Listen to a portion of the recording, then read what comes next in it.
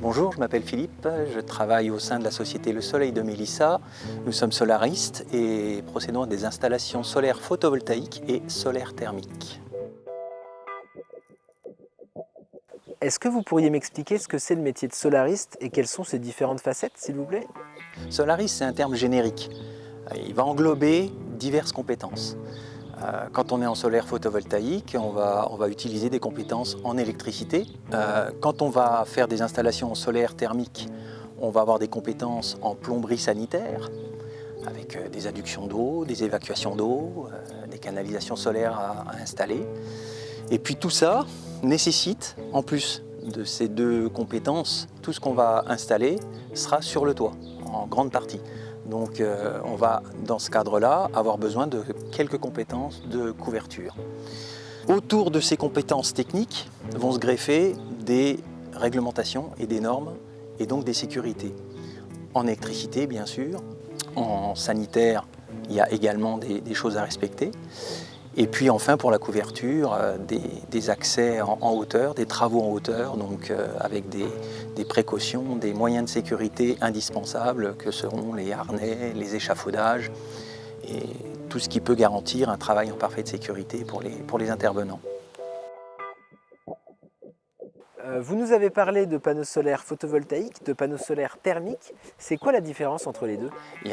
En fait, il y a fondamentalement une différence physique. C'est le soleil qui va amener son énergie. Par contre, l'énergie de ce soleil, l'énergie primaire qu'on va utiliser, en solaire photovoltaïque, on va fabriquer de l'électricité directement avec des modules photovoltaïques qui vont convertir le rayonnement solaire en électricité.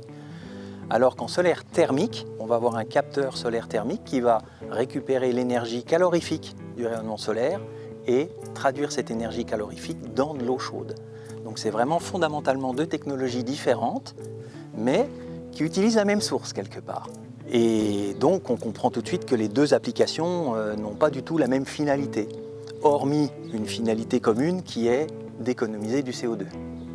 Là, c'est flagrant sur ces techniques solaires. Ce sont des technologies qui sont des technologies d'énergie renouvelable grâce au rayonnement solaire. C'est la grosse différence entre ces deux technologies. On entend de tout sur les panneaux solaires.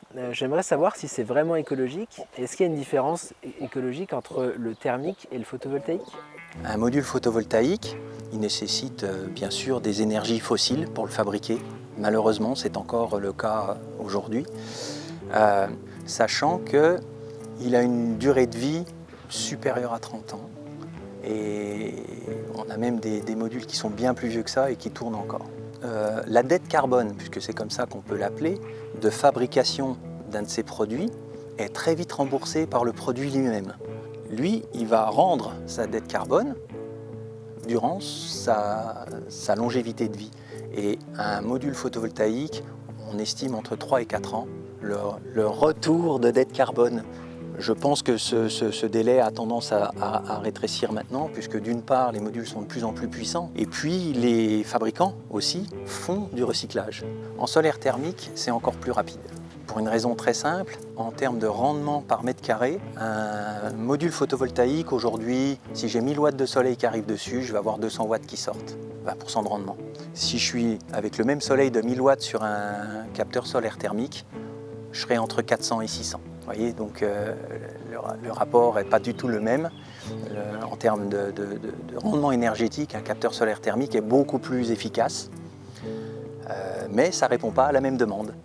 Donc on a un choix technologique aussi parfois à faire entre une des technologies et l'autre, sachant que les deux ne génèrent aucune pollution, aucune nuisance.